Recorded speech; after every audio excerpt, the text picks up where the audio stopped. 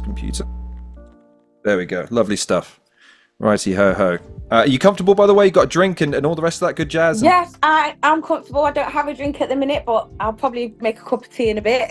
All right, sweet. I had to remind some people because they think like, oh, it's all right, but then 15 minutes in, like, fuck, I could do with a drink, and it's like, you could have just said it's fine. Yeah. I got water and coffee here. I want to be alert today. So right. Okay, I'm an old man, so let's stretch it out and let's say, ladies and gentlemen, boys and girls, children of all ages, welcome to the Halcyon Show. My name's Lorne. I'm your host. Today, we have the opportunity to get some insight into the inner workings of UK battle rap for the very first time in years and hopefully find some middle ground between the fan's perspective and that of an established owner. Today, we welcome a no-nonsense operator, a promoter, a musician, a host who can boast a career as a musician and performer, as well as co-owning a prominent UK battle rap promotion. Trust me when I say there's nothing going to be loose about this chat. The boss and the first lady of No Loose Chat is here. Please welcome Pariz. Yay! Round of applause. There we go. All right, my spiel is out of the way, and that was fun listening to a bunch of your music and going through No Loose Chat. I've only reacted to one, but I picked a bunch of battles and watched them back to back. But I want to start with you first, if I may, which is considering that you have a fairly prominent role in battle rap now. A fair question to ask is, how did you become into where did you start with battle rap? When did you first see it? Do you know what? I was watching battle rap for the first time on DVDs when Smack used to do DVDs, and he used to put battles at the end of the DVDs. So that's when I first started, and that was like a long time ago, over 10 years ago. So yeah, and then I started going to Don't Flop events with a friend of mine. So yeah, it all started from there. What was it about battle rap that? Because obviously you've had a career in music, so battle rap isn't. It's a different genre and it's a different pace and cadence and goal ultimately. But what about it made you think, all right, I could see myself owning a league one day and being like a pinnacle, a pinnacle of the scene. Like, what sort of attracted you to it as an art form? Do you know what made me? The thing that made me want to own a league was Queen of the Ring. I had watched a bunch of Queen of the Ring battles when they first started. Early days, they were doing battles in like a store. I can't remember if it was a trainer store or record. It was some kind of store anyway. Then they were doing battles in there, and I was like, oh, I could do this. But as they were progressing and they were doing it in like a boxing gym and like bigger places, I was like, yeah, I want to have a female battle league here in England. But all the females I hollered at, they weren't interested. Like the musicians I hollered at, they didn't want to, the female rappers I knew, they didn't want to do on-beat clashes. They didn't want to do a cappella battles. They didn't want to do none of that. And then I had got hooked up with Michael Million. Well, I worked with Michael Million back in the day when I was doing music. So he actually produced my very first solo track, and he was the owner of Gift of the Gab. So that's how that worked. You know what I mean? It was, I guess, kind of a natural progression from music into this. So I think the thing that links all people that go to battle rap is that they like that amalgamation between music and the sort of live theatricality of comedy, of drama, of the kind of not sense of danger, but like that sense of conflict, that palpable who's gonna win, right?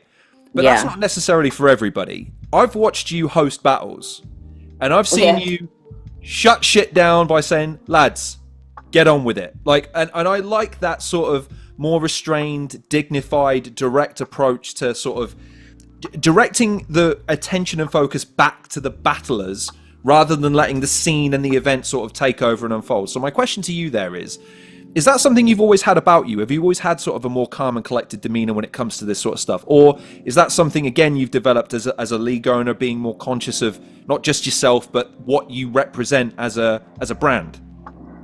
Yeah, I wasn't always naturally like that. So I've definitely had to learn it. It's been like a process of learning how to just keep things as calm as I'm trying to be because, you know, as you know, at events, it gets really manic in the building, and especially when there's a fire bar and everyone's reacting and you're trying to get the crowd to just be quiet so we can carry on with the battle. And I'm like that because I don't want to run out of time in the venue. You know, I want to get through all of the battles so no one has to battle outside. And because no one wants to flip in battle outside, and I don't want no one to battle outside. We pay for these venues, so I want to get through everything that we've booked. And I just find that if you're a bit more calm about it, rather than being all hype, then it calms everybody else down. If you add to the hype, then the hype's going to keep going. Do you know what I mean? And I'm just like, shut the fuck up. I think fans do miss that point because, again, if you go to a live event, it's very different than watching it on YouTube because you see some of the, don't call them bloopers, but like when you're just trying to get the battle going sometimes and you have to take another step because someone's fucked it up or someone's, dude, shut the fuck up back there. We're trying to start a battle, that sort of stuff, right? Yeah. But that still takes a certain composure to manage that pressure. And also, because the thing is, you're trying not to kill the vibe of an event. Like, you're not trying to kill everyone's excitement. You're trying to sort of manage it. I guess my question is, because again, you're in a unique position because I don't know how one manages that energy because I've been there and it's always on the precipice of just going completely mad and everyone losing their minds. How do you manage it? Is there something you think, or do you just kind of project like just just stop? Do you know what I mean? Yeah, it literally, I just project. I'm just like, yeah, you shut the fuck up now. Seriously. And I've got help, you know, because Snoop's got much more of a deep bellowing voice than I have. So I'll look at him if he's across the room and he'll say to everyone, oh, hold it down. Or I'll nudge him if he's next to me and he'll tell everyone to hold it down. Or I'll have one of the other battle rappers next to me, like Tech or Rivers or someone, and they'll get the room to hold it down. But I've always got help. It's not always just me. So I need them kind of male booming voices to help me because my voice is not that big. Tech is still responsible for my all-time greatest audience participation, where it's the Bizzo's first round against Tony, and he just reaches right across the camera like this and grabs Bizzo like he's nothing. Oh yeah, and just starts yelling right in his face, and that's like one of those great comeback moments in battle rap for me is when the audience are like, just how could you do that to Tony? Like it was, I love that. But like you say, it's a great energy and vibe once it gets going. But like the question that kind of we're all leading to is No Loose Chat, because it is a different entity all of itself, and I never really understood it until I started watching No Loose Chat as a product, comparing and contrasting it to Don't Flop and Prem, which are the other two preeminent battle leagues. My question is, how did that get started? How did that become a concept? And like, how did you guys get it on the road and start producing events and content and getting battlers booked, that sort of stuff? All right. So like I said before, I knew that Michael Million owned Gifted the Gab. Snoop had shouted me and said, come to the events. So I went to the events by myself, just rolled up. At this time, they were having events in an underground car park in some flats. So there was a big block of flats in Brixton and a car park underneath, and they had the battles in the underground car park. And then they had some in like some youth club in South London, like in the hood, basically. So I rode to this event. Norbs was there because it was an EURL event. So Norbs had come to scout for talent here at Gifted the Gab. And that's how I basically got linked up with Snoop. And Snoop was trying to always push me to the front to like co-host with him. But I was like, nah, because Snoop was the host at the time. So I was like, nah, let me just see what's going on first. And if I'm into it, then yeah. So, but obviously I was into it. So then after Gifted the Gab has been, and I've hosted Gifted the Gab for a while with Snoop and another friend of mine, I have then moved on from Gifted the Gab, and then Gifted the Gab was not operating anymore, not putting out battles, not having events. Snoop wanted to start a league of his own, and so this was before COVID. So let's say like 6 months leading up to COVID is when me and Snoop started speaking, and Snoop said that Tally had spoke to him about the same thing, like he wanted to start a league as well. So he was like, instead of doing that, why don't we just all three of us start a league together? So I was like, cool, I'm with it. I'm good with that. And Tally was cool with me being on board. So then it became No Loose Chat. We didn't have a name for the league. We didn't have anything. But Tally's slogan was perfect. So, because Tally's got his slogan, I don't want to hear no loose chat, get your whole crew rap. What you think I was going to do rap? Nah, I'm just going to kill him. Man, I like, you can't do that. You get me? So I'm like, that's fire. And Snoop's like, no, for real. So we've had this phone call, me, him, and Tally, and said, yo, no loose chat, it's perfect because we're a battle rap league. Man, come here to rap. It's basically chatting. So that's how the name came about. And then we organized our first event. It was going to be called The Statement because we were coming into this genre as a new league, but we wanted to make a statement, and we had a fire card from top to bottom. It was fire. And then COVID, so we couldn't have our first tour. So then we couldn't do anything. We sat there during COVID, like, what can we do? What can we do? What can we do? We hadn't yet had an event, but we've got this league that we've been promoting, and now we can't have any events. So we started something really small, called The Process. And that just happened to be our first event. And The Process was a tournament where we had 16 guys, and then it went down and down and down and down, and we got Tech out of it. Tech ended up being the first No Loose Chat champ. So that's how it all started, really, just by a conversation with me and Snoop, and then a separate conversation with Snoop and Tally, and then we all came together. Which begs the question: what did you guys agree on, like, as the concept of the league? What did you guys want to do? Because I get that, starting a battle rap league is, it's something people have done in the past, but like, I feel like each of the leagues does have a distinct flavor. They all do something different, and I think they all do set out to achieve something differently as well. What do you think No Loose Chat stands for? What's the concept of it, and what is it trying to give battle rap fans that Prem doesn't, Don't Flop doesn't, that other leagues don't? Do you think?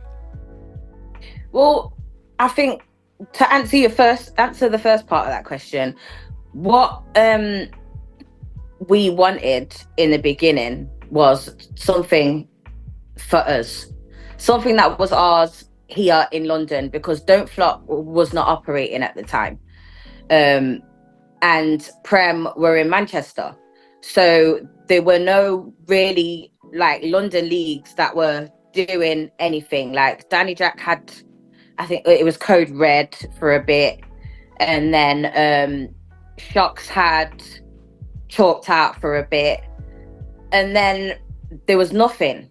So we was like, okay, London needs a battle league, and we need somewhere for our London battlers to go, so they can have somewhere where they can call home. Like, this is my home league because I'm from London, I rep this, I battle here. And we wanted to create something that was just for them, so they would have somewhere to go. They didn't always have to travel up to Manchester or wait to be booked to go and battle in Manchester, because a lot of them in the early days migrated from Gift of the Gab to us, and like 3 or 4 people, but at the same time they weren't getting booked anywhere else. So it was just time for London to have something where London battlers could consistently get booked and keep their name active, basically. So that was the main thing. We wanted to have something for us, by us, basically. You know what I mean? And then we wanted it to be a league where we don't just put battles on. We want to do showcases and make documentaries and movies and all kinds of things, and grand ideas. Do you know what I mean? But it just takes a while to execute things when you're trying to do it properly. But I think the development of the new talent is something that we work on a lot. We don't want them to just come and battle. We want them to be able to feel like they're part of something, like a family almost. So you've got people there that you can talk to. There's other battle rappers that you can tap in with that will give you advice and help if you need.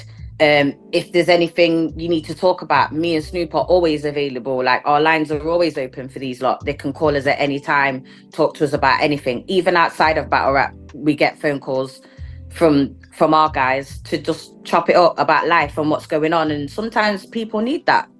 And it doesn't have to be just, you're the talent, we're the league, we book you, you come and rap, and that's the end of it. Like, we never wanted it to be like that. We wanted it to be a bit more personal, if you will. I think one of the things I loved about No Loose Chat, and maybe I'm wrong in my interpretation of the concept, is the era versus era cards. Because one of the main gripes that I've had with battle rap in recent times, and we might touch on some of the other things later, we'll see. But one of the things I've found is that new guys need the rub from established guys. They need to go up against someone, even if they lose, with someone that audiences are familiar with, to get introduced, to get them comfortable with seeing on the next card, to then maybe paying to see them on the next card as opposed to just featuring them, right? An era versus era, to me, encapsulates that. Again, I first became introduced to No Loose Chat because of Shuffle T versus Georgie Roots, and then Tony D versus Georgie Roots. And on both occasions, again, you could feel that the texture of the battles were different. The way that they were geared, the way that they were composed was different. But the fact that you had the guys giving the rub, because obviously Shuffle T and fucking Tony D are fucking bona fide legends, and Georgie Roots has benefited, Viz has benefited to a certain degree. I think RX Southside is starting to benefit from some of that to a certain degree. You know, there's a lot of these guys, and you guys are largely responsible for that. I guess my question is, was that something you were conscious of with the era versus era stuff, or is that something that's just organically come about as a result of booking cards and going, actually, if we put this guy against this guy, that would make for a nice concept? No, we actually wanted it. At first, it was like, the idea was, we get the guys from the different eras to go up against each other. But as it's progressed, it has become, we actually want these vets to give these new guys a shot and see what they can actually do under that amount of pressure. Do you understand? Like, it's like everyone thinks that we are like giving Craig G these big battles too soon, and like RX and Tech and all of these people, they get good names to battle. Craig G has had some great names in his very short time of being here. Same like when Templar first started, he had great names in a very short time of being here. But it's because we don't want to just go, he's a battle rapper, just book you against everyone that's your level. Yes, we want you to battle everyone in your class. But at the same time, you've got to battle people that are considered in the scene to be better than you. They're of a higher tier. They're of a higher elk than you are. So we want to see what you do there. Because no matter what, you're not expected to win. So if you do, it looks amazing for you. But even if you don't, all you got to do is be able to hang for 3 rounds and not get bodied. Do you know what I mean? Like, we've seen it. Like, Craig G and Viz I think is quite a good example. Nobody had Craig G winning that battle. Nobody. Like, they say, no, he's going to get bodied by Viz. However, even though Viz did win that battle, Craig G held his own to the highest standard for all 3 rounds. And nobody can take that from him, because he stood with somebody that everybody considered was going to literally batter him in 3 rounds. Do you know what I mean? And it didn't happen that way. And we ended up getting an amazing battle out of it, because Viz is fucking insane. Like, what he did against Craig G, I was like, what's going on? Like, it was so good. That's like one of my favorite battles off that card. But yeah, we wanted to, sometimes you have to throw these lot in at the deep end and see if they're going to swim or they're going to sink. This is where you have a tremendous amount of credibility, because you're a promoter. Ultimately, you are trying to generate and create lasting, sustaining interest in your promotion and league. It's not enough just to book the biggest battle you can every single time. You've got to generate interest over a long period to build a fan base, to build an audience, to build a loyal audience that are going to support not only the guys but yourselves. And that's hard when you're also managing, like you said, you've got battlers that have got their interests, you've got other leagues that have got interest in those battlers, and you're negotiating it all, right? And that's a headache. My question is, what are some of the challenges that you face as a promotion? Maybe ones that you didn't foresee, or maybe some that you knew were coming, but you got to deal with them anyway. Like, what are some of the things that No Loose Chat has had to kind of, fuck it, we've just got to deal with this now? I think the main thing for us is double bookings and dates.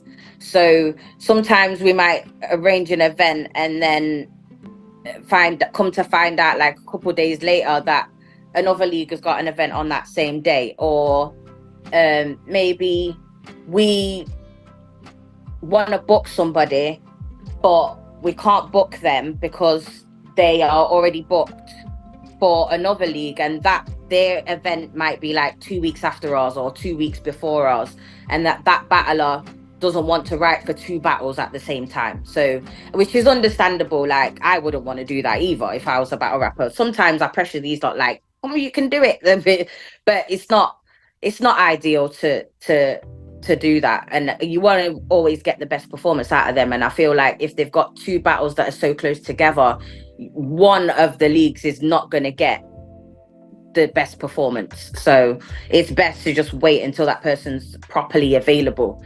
And that's a problem that we've had for a little minute. But the way we get around it is we look for new talent. And then when we have new talent, we work with them and we intermingle them with the talent we've already got and with the vets we've got and the higher tier guys, and see what we can make out of it. This is how we get our smaller cards, the protocol, when we did what was that card called?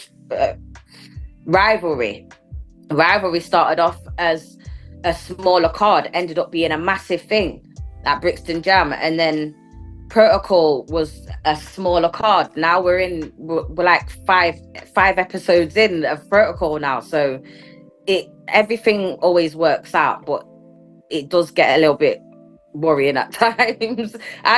My anxiety is through the roof trying to organize these events, especially like leading up to the event, and then you've got people pulling out of battles, or the venue might want to change your date or cut your time short, or there's so many things that can go wrong organizing these events, and they do, but you've got to find a way out of them. And this is what me and Snoop do very well. We find ways out of these situations to be able to still put cards on. It's unfortunate that, Error versus Error this year, we had to cancel it because there were just far too many issues, and it wouldn't have been fair to try and still put that card on when people have brought tickets to see a 7 battle card or 8 battle card, and they're only going to end up with 3. Like, it's not fair. So we just cancelled it. I was going to ask about that. Like, how did it feel to have to make that? I mean, obviously you made that decision, I think, rightly, and I think you did it in a really nice way. Like, you were just honest. You just said, listen, we're not happy with the quality of this. We're not gonna put on a show that we're not happy with. But like, How did that feel? Like, that must have been a fucking gut punch, man. I was devastated. I'm not gonna lie, I was gutted because we had. I'm not going to expose the 8 battles that we had, because I want to potentially redo them.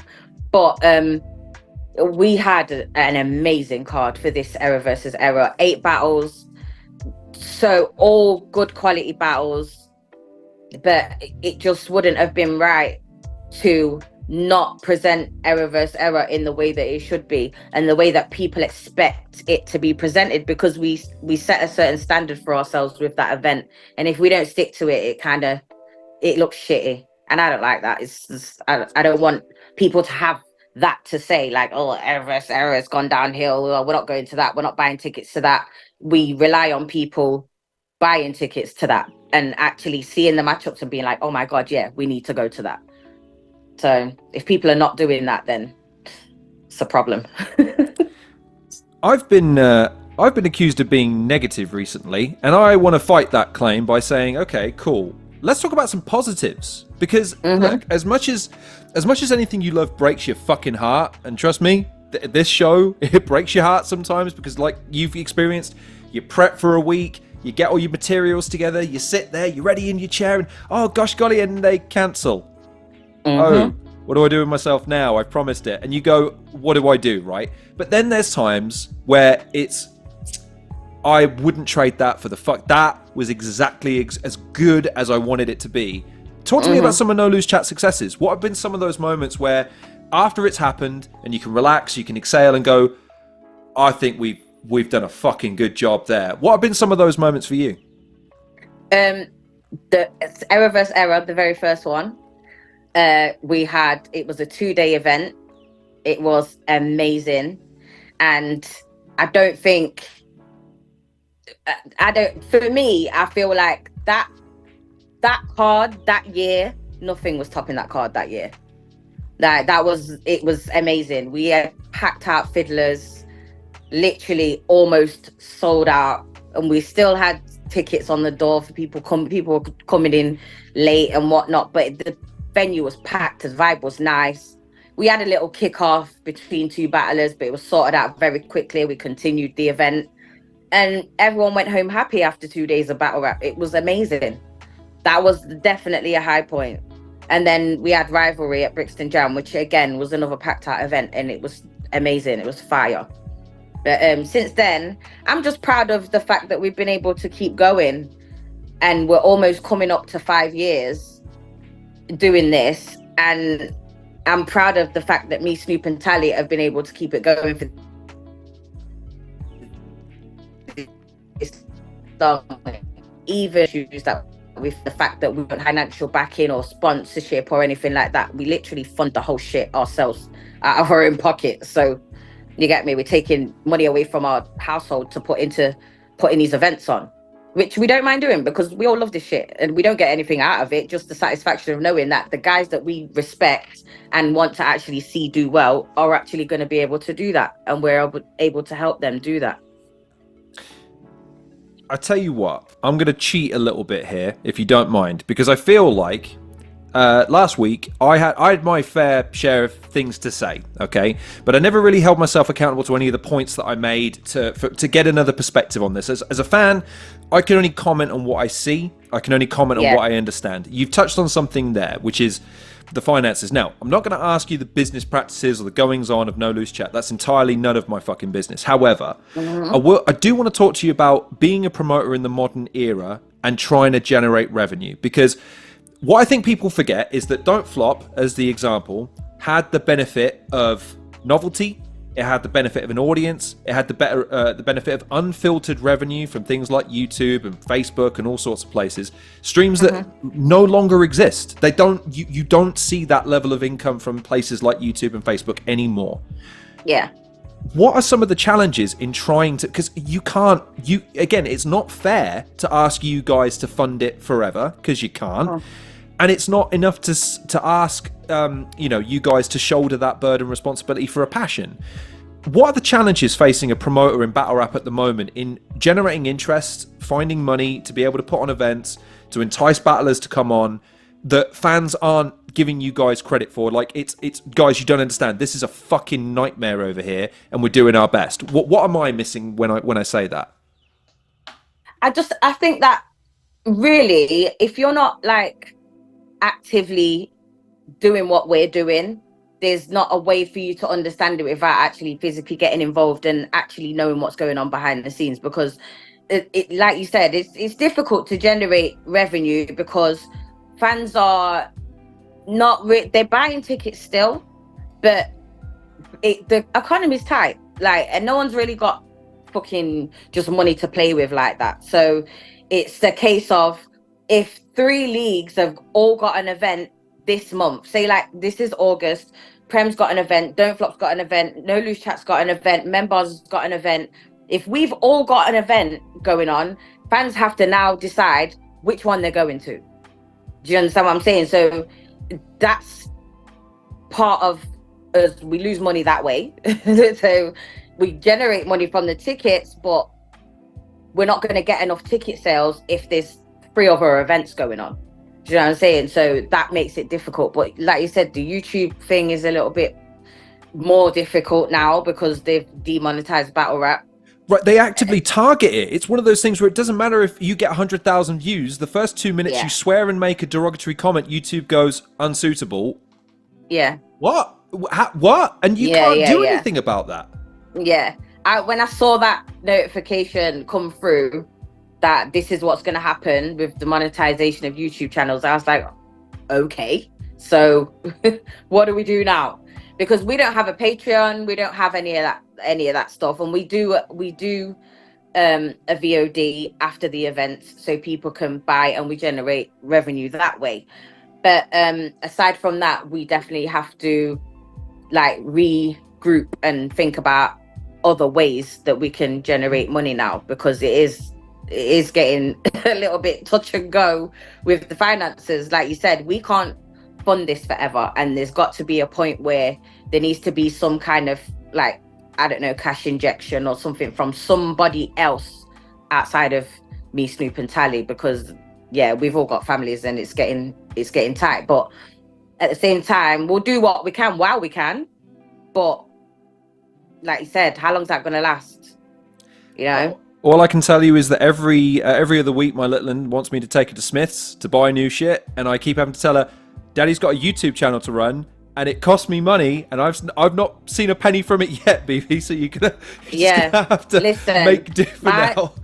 My son's just turned 18, right? And Jesus Christ, I thought as they get to that age, it comes a little bit easier. No, they want more stuff, more things.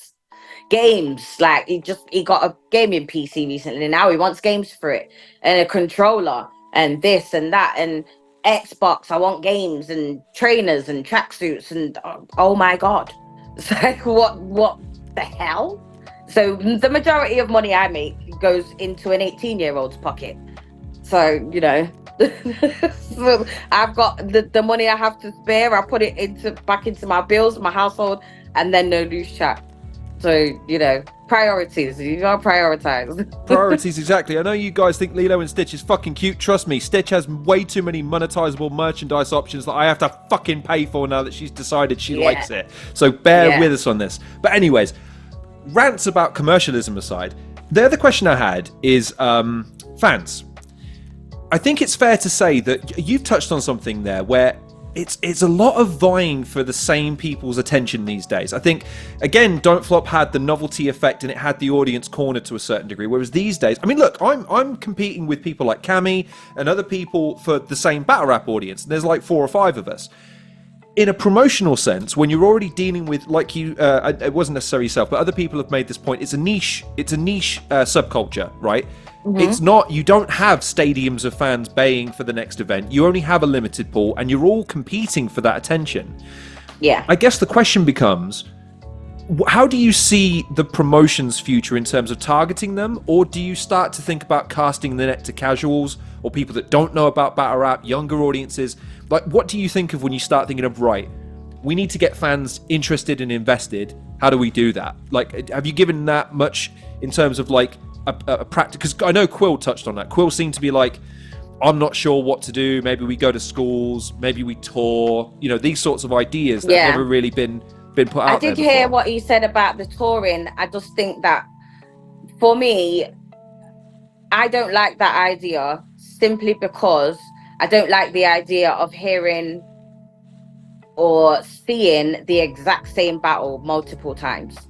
I think that the whole idea of having a battle is you battle once and the audience decides who wins if it's not judged, and then it's a talking point between fans. Who won, who they think this person won, they think that person won, somebody thinks it's debatable, but there's always going to be able to be a conversation and an open conversation about that particular battle. If that battle happens 5 times on a tour and it's gonna be the same outcome every time, because you were hearing the same bars from the same people, unless they write different rounds for every time they go out on the road, which is, it's not feasible for everyone to do that. It's not practical. So I don't like that idea of touring. It seems a bit repetitive and unnecessary. But the schools thing could be an idea, but you would have to target that to, again, much older children, teenagers from the age of, say, like 14 or 15 and up. It needs because to be you wouldn't appropriate for wanna. definite. Yeah. Yeah, because come on, look at half the shit that's said in battle rap. Nobody wants their kids to hear that shit. Do you know what I mean? Especially not when they're like in schools and whatnot. Imagine taking battle rap into a school and doing it having a battle in the assembly hall in front of the principal and the rest of the teachers. They'd be horrified.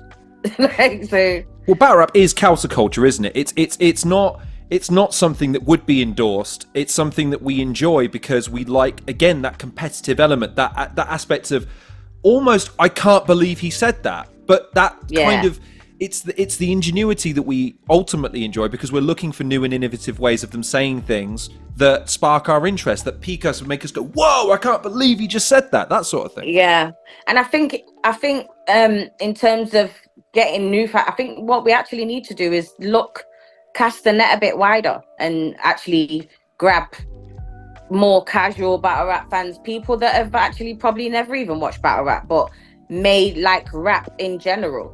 So you actually grab them and go, well, you like rap, but have you seen this? Because this is rap, it's just a cappella rap, so it's the same thing just without music, and it's a little bit more creative. So maybe you would like this. Maybe we need to tap into those kind of people as well. I don't know, just like Quill, I don't have the answers, but I can try different things to see what works and what doesn't.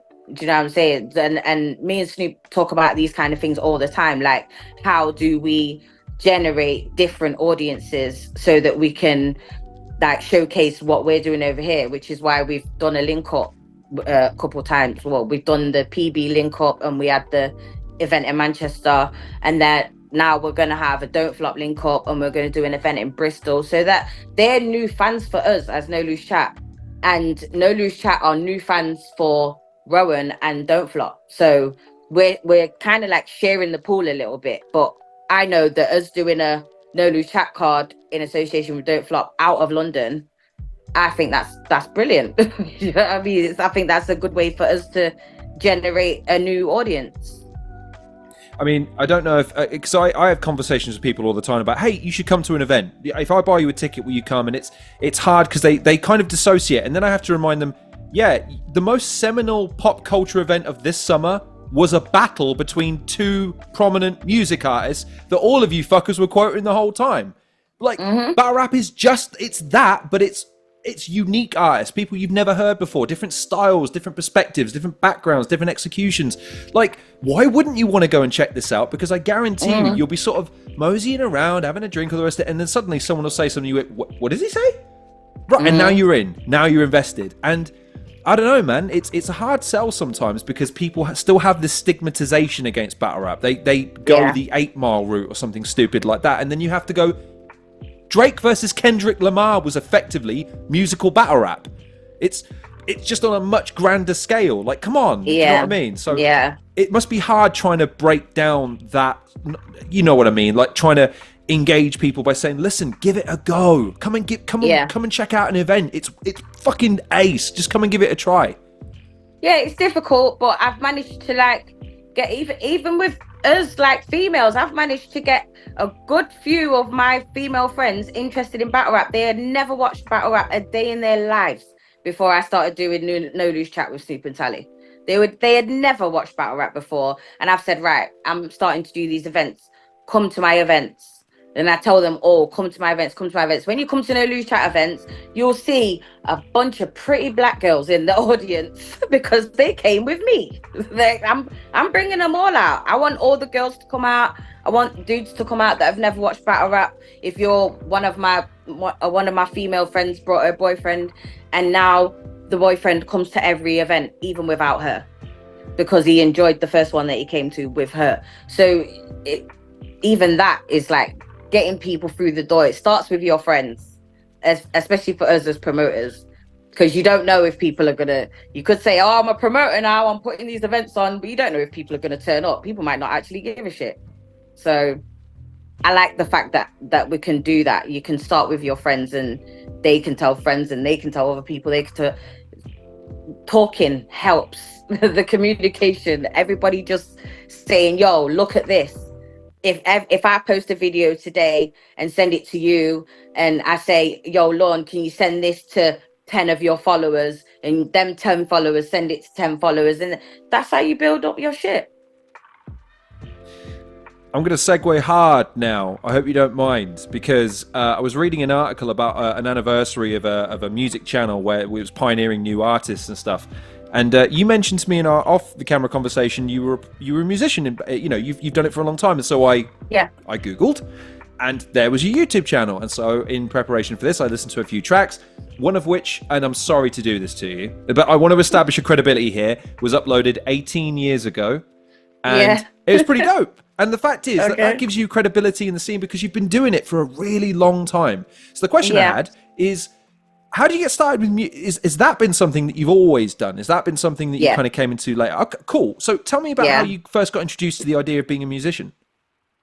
So I used to go to a youth club in Nottingham called Halcyon Green Boys Club.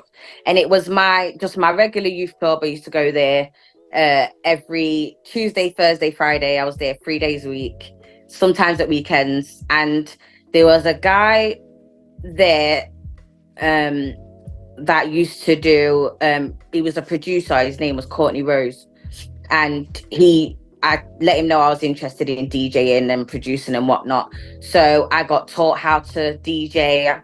I could beat mix from one record to another. This when we was actually using vinyl, not CDJs, like actually using like Technics 1210s, like mixing from one track to the other. I knew how to do that. And then gradually more people started coming and were interested in the production side and DJ and whatnot. I always wanted to sing, so I had started writing songs and whatnot. But when the boys were around, they were all rapping. And I was like, I want to do that. Like, this singing is like prissy, girly shit. I don't want to do this. And I was a tomboy. I didn't care about girl stuff. So I really wanted to rap. So I learned all the words to I can't believe I'm going to say this, but I learned all the words to a Mobb Deep song, right? I think it was it Survival of the Fittest? Yeah, it was actually Survival of the Fittest. I learned every single word, and I rapped it I got the instrumental put on, and I rapped it to Courtney's brother, whose name was Big Trev, and he had another rap group in Nottingham called Art the Ville. And I didn't want to be part of their thing because Courtney had his own thing. So I was like, I'm going to be part of this thing, but I need to know how to rap. So I learned the words to that. I rapped it perfectly, word for word. And Prodigy was my favorite rapper. And I asked him, do you think I'll be able to be a rapper? And he told me no. So I was like, okay. So I went away feeling a little bit deflated because obviously I'm rapping someone else's words. So when I actually was writing my own shit and I went back to Courtney and I started rapping over the beats that he made, I was like, oh, okay, I'm good at this. Like, I'm actually good at this for real. But it took a while. And then the boys started to see I was good at it. Some of them didn't like it, some of them did. But I ended up being able to write my own stuff, record it in the studio with Courtney, and just some little community studio in the back of our youth club, and then actually go out to like Nottingham Carnival and perform the songs on the carnival in front of the whole of Nottingham. And then some guys came down from London to link with Courtney to use the studio or whatnot, and they saw me in there and said, oh, you've got any girl rappers? Yeah, she raps. And there was always this guy with a camera. His name was Slimmers, and he was the road manager at the time. And he was like, rap for me.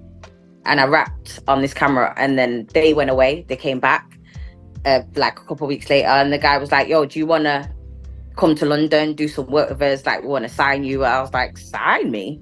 What the hell? Because I had never really thought about doing music serious. It was just a hobby at the time. So they saying they want to sign me. I'm like, all right, shit. But it wasn't until I had been to London and actually seen like a couple of my friends, Kamikaze and like a guy called Salah on Westwood. And I used to roll with them to London, and I was like, yeah, this is what I want to do.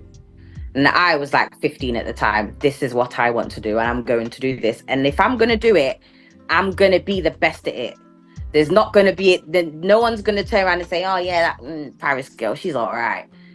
When they talk about Paris, they're going to say, no, she's cold. And that's what I always had in my head. Remember that if you're going to do this shit, make sure you're the best at it, because otherwise just don't do it.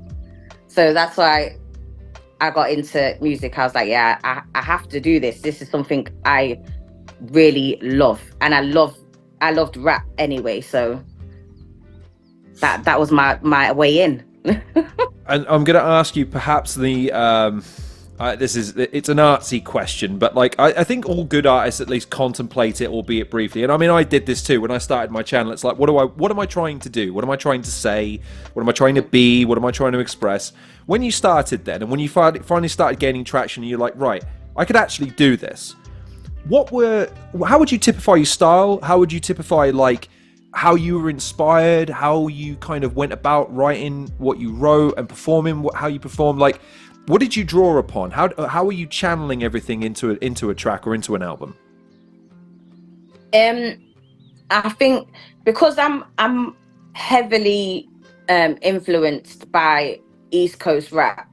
So, like I said, Prodigy was my favorite rapper. Like, I literally thought I was the female version of Prodigy growing up. And then I discovered the Locks. And then Styles P and Chic and Jada became like staples in my everyday music listening.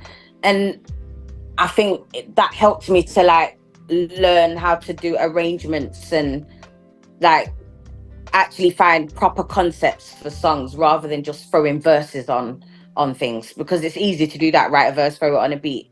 Write a second verse, throw it on a beat. It's like actually listening to the beat. The way I write is that if I hear a beat and I like it, the beat will already tell me what to write. I don't have to sit here and think of a concept for ages. If I have to do that, I'm not writing to it, because it didn't come to me immediately, so I'm not going to write to it. But usually I get a beat and think, my ears prick up, words start coming, this is my beat, I'm going to write to this. So that's how I get my concepts and my stories or whatever I'm going to say. The beat will tell me what to do. So, yeah. Was there anything in particular that you were inspired? I mean, again, in my channel, I had my inspirations based on people I saw. Again, like you hear them, something about them speaks to you, and you're not trying to duplicate it, but you're trying to maybe emulate some aspects of it, channel it, make it your own. Was there anything you were trying to kind of channel into your music? Was there anything kind of overarching as a style? Was there subject matter you were trying to touch on but you don't express in other ways? Like, what did you use your music for? Yeah, I think I used it for just to tell my hood stories. I'm not gonna lie to you. Like, at the time when I started when I was young, so I was still involved in certain things and still acting like a dickhead teenager. So there was a lot of things that I'm writing about. They are experiences. These are things that I've either been through, or someone really close to me, or somebody that I know has been through an experience. So these are like my hood stories, basically. And as I got older, I didn't want to keep telling them stories, because even though I would tell the stories, I would tell them, but I would never glorify any kind of violence or things like that. Like, it didn't feel right to me.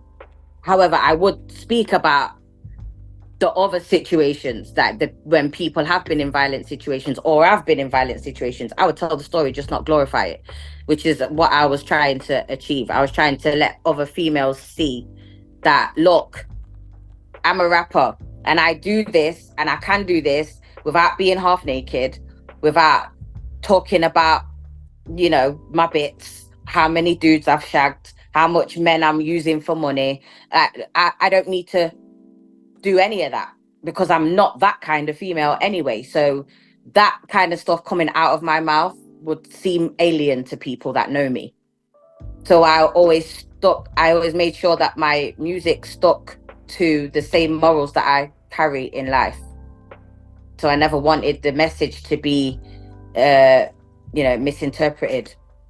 Was there ever pressure then? I mean, the reason it prompted it is because there's an article on BBC Today, and there's a few artists talking about it. Alicia Dixon touches on it, where she's saying it's nice to have a platform where they encourage you to express yourself genuinely, and you're not encouraged to be over sexualized.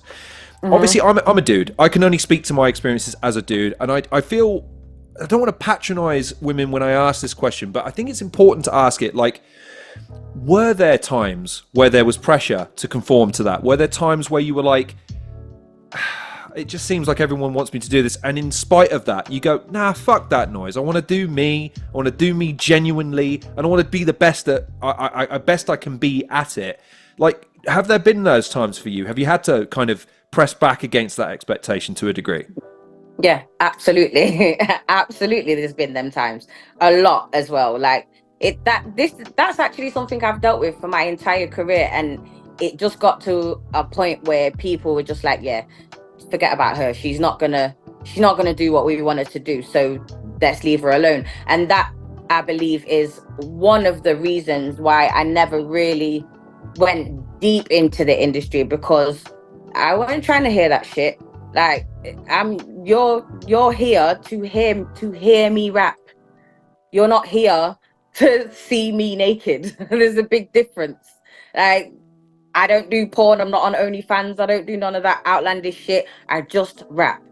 And if that's what you want to hear, then I've got that for you. But anything outside of that, I can't help you.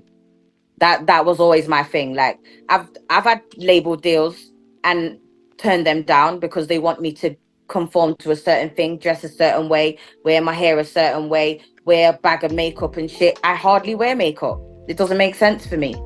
So there's certain things I just don't understand, but they do. Females are very over sexualized in the music industry and have been forever. That's not something that will ever change. You just have to be that person that is going to stand up for yourself. If you don't really want to do that, then don't do it. Yes, you might fucking jeopardize your career, but think about it. Like, what's more important?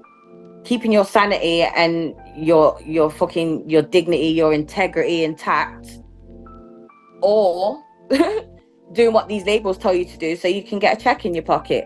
I know which one I'd rather. I like to sleep good at night. I don't want to have to be worrying about what people are thinking about me. On that, we can fucking 100% agree on that, and it's nice to hear that that's the outlook on it, because again, I think a lot of people are again, when you're competing with everybody else for attention, there's so much fucking pressure to just do the thing that you know grabs people's attention, even if it goes against your principles or what you think you should be doing. Yeah. And it's hard for younger people in particular, because the pressure is almost relentless. So the fact that you found it within yourself to say, no, as an artist, man, it just doesn't resonate with me. But like, again, I'm being negative though. Again, huh? No, but it was easy. It was a lot easier for me to be able to do that in the time when I was coming up, because I didn't have the pressure of social media.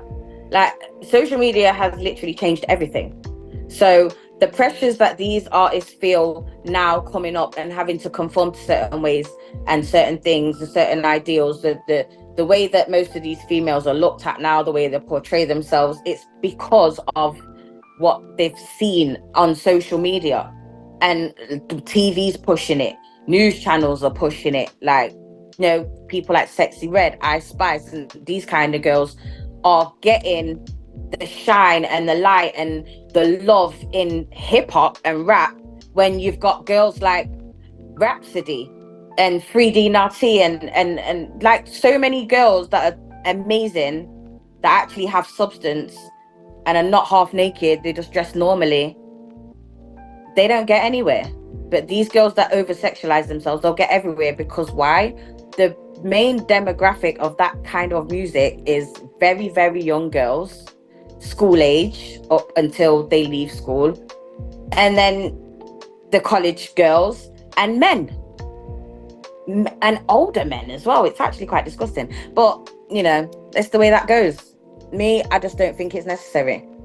Do you think that hurts the development of female artists in being compared with their male contemporaries in skill-wise? Like, they'll always try and work hard at their craft, but unless they can get sort of exposure to top quality artists, there's a saying that you can only get better by working with better people, but you can only get better at a sport by playing better opponents. In battle rap, you can only get better at battle rap unless you battle a better opponent. Hmm. Is that precluding women from progressing to a certain degree, or are they progressing in spite of it? Like it's they're still getting better, they're still making progress, but they're having to contend with that stereotype of, oh, but we'd like you more if you smiled more, like that bullshit. You know what I mean? Yeah, they females are always going to have to contend with that because we can't pretend that these industries are dominated by males. Females are the minority in these industries, especially in battle rap. So therefore, we got to do more to try and stand out and to try and get noticed. And I think that is part of the reason why a lot of these girls over sexualize themselves, because they know it's going to help them to stand out and be noticed. Whereas a lot of the other ones are just like, nah, actually, we just want to rap. Like, there's nothing else to it. I want to rap and I want to be noticed, but I want to be noticed for what I'm saying, not for what I'm wearing and for what I'm talking about, all kind of sexual stuff. But it's always going to be there. I don't think it will ever change because, like I said, the game's dominated by men. So the ladies conform to what they feel like men want to see. I can only hope that that isn't. I mean, I sadly, I'm think you probably got a point, but I would like to think that again, sooner or later, someone takes, even if it has to be a woman that then excels, takes over the game, and then says, right, we're dishing all this bullshit, and then they start promoting it the right way. But it's one of those things that you wrestle with, especially as a consumer these days. Like it's hard to not notice the hyper. So if you don't believe me right now, go onto your Instagram feed and tell me that there's not, within the first 2 or 3 pages, pretty much porn. Like, and that's just fed to you almost constantly these days. Yeah. And I don't know about you, I'd rather see people follow their passions. I don't think anyone gets up in the morning and thinks, do you know what I want to do? Take off my clothes for strangers. I think most people go, I want to paint, I want to draw, I want to sing, I want to do, that sort of shit. Yeah. But speaking, no disrespect to people who actually do that. Like, if you want to take off your clothes for strangers, more power to you. That's you. But at the same time, I just don't think in a game like this, for music, it's not necessary. I don't think personally it's necessary, but I don't have anything against anyone that wants to do that. By all means, do what you're doing. It's not my business, it's your life. But I will just choose not to consume that. final question, and I want to end on a high, because again, I am accused relentlessly of being negative. I am. Deal with it. My question is, favorite projects then? Like you've had a long career in music, but I mean, if you had to pick a couple of tracks or an album or a particular project that you worked on, you're like, man, that was pretty fucking good. What would you say is your favorite project to work on? My favorite project to date has been bloody hell. I did a collaboration with a band, and the band was made up of musicians from different bands. So this band became Mongrel, and within Mongrel, the groups were made up of musicians from Reverend and the Makers, Baby Shambles, Arctic Monkeys, and the Libertines. So we had Carbarat, we had the bass guitarist from Arctic Monkeys, Andy something, can't remember his name. Then we had John McClure from Reverend and the Makers. His girlfriend Laura was the keyboard player, and then we had another keyboard player. We had a drummer, the drummer from Arctic Monkeys. Then there was so many different band members. That was like probably one of my favorite projects, because it started off me being involved in 2 tracks, and then they wanted to tour that album that we made, because they made an album and I was on 2 of the tracks on the album. And then with Loki, the rapper Loki. So it was me, Loki, and another female rapper she was called Tor at the time. Now she's called Isata Sharif, so she's changed her name. And then she dropped off of the tour, and it was just me and Loki as the featured rappers on the tour. And he was on quite a few tunes and I was only on 2. But by the end of the tour, I was literally on like 5 songs, and the set was like 7 songs long. But we toured, and I managed to go to Austria. We went to Austria to do the Snow Bombing Festival. That was friggin' amazing. Like, listen, I'm black, we don't ski, but I definitely went and did skiing, snowboarding. A guy made me a sofa out of snow where I sat and smoked a very large spliff on top of a mountain. So yeah, that was great. That was my favorite project because we put so much work into that, and we rehearsed and went to different cities, and I literally lived on this tour bus for a month with these guys. It was amazing. So that's been my favorite project so far. Well, we covered a shit ton of ground in this. Yeah, I can't believe we actually covered pretty much everything I wanted to talk about. So I think that's a amazing. first. That's a first that I'm actually out of fucking questions, which is, y'all, I write lots of fucking questions, y'all.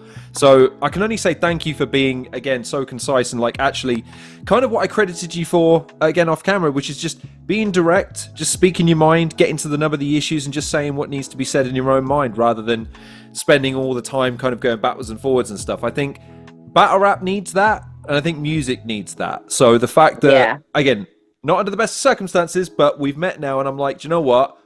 I think it's in good hands. I think it's got a decent referee in there keeping everyone's noses clean and on the straight and narrow. So I like that. I don't want to be the referee. I don't. I really don't. I just want to. You see what it is with me, yeah. I don't necessarily like conflict, but also I don't like that people feel like they can't have a say in a place where they enjoy to be. Do you know what I'm saying? And it irks me that you and Chubbs had this issue, because I fought with Chubbs. That's my boy. I don't know you, but we've had this conversation, and we had that conversation in the spaces where I said what I thought, and I didn't want you to feel like you were being attacked by me. I don't care about everybody else, but me personally, I didn't want you to feel like I was attacking you. I just wanted you to see that the choices you made in those times when you were speaking to people and going back and forth with Chubbs could have been avoided. Do you understand? Like, none of that shit needed to happen. It was all very unnecessary. But I feel like if you and Chubbs just really sit down and have a conversation, a proper conversation, you will actually see that you're both cool people. You can actually get on. Like, we can all actually get on. Like, none of us are that big a dickheads. I mean, some of us are. I'll admit I'm a dickhead sometimes. But, you know, I'm not going to sit back and just watch things unfold. If I know I've got something to say, I'm going to have to say it, because my brain will be going, go on, say it, say it, say it, say it. And the other person will be going, no, shut the fuck up, don't say nothing, just let them argue. But I don't want to see that. The whole point of another point of No Loose Chat as well was so that the scene can get more united. We can unite the scene a bit more. It was separated for a while for, you know, whatever reason, and it didn't need to be. So that's why we did the rebuild with PB, because us and PB had come up with that idea and thought this would be nice to bring the scene together. So this is what we need to try and do going forward. Let's all try and be nice to each other. It doesn't cost anything. We can bring the scene together. Yes, we can all have differences of opinions. We just not be aggy and fucking mean with it to each other. Do you know what I'm saying? Kindness costs nothing, people.